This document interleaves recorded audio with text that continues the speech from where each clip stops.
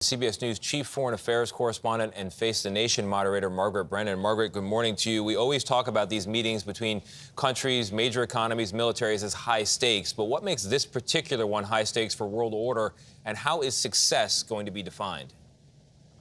Well, Tony, President Biden and his administration believe this is the single most consequential relationship in the world because China is the only world power that has both the intent and the capability to upend the global order. That is, replace the U.S. as the dominant power in technology, militarily, and potentially in trade. Of course, the Chinese economy has been slowing down of late, and that's where President Biden sees an opportunity. As he said last night, they've got some problems.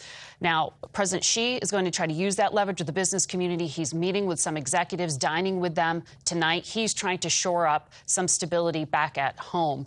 But in terms of trying to make this a success, the fact the meeting is happening at all is considered a success. I mean, that's how low the expectations are here. At a minimum, those military-to-military ties are supposed to be reestablished, which, Tony, there isn't even a defense minister right now because the last one disappeared.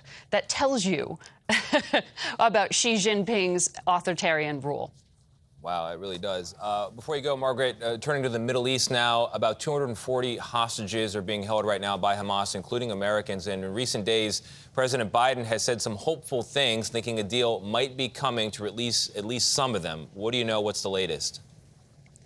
Tony, the hopes are very high. I'm going to be very careful in the language I use, but hostage families are gathering at the State Department today for some meetings. We know there are active negotiations, proposals being passed back and forth between Israel and Hamas. The children being held by Hamas would be prioritized in any potential release. Ceasefires for a few days would potentially be involved here.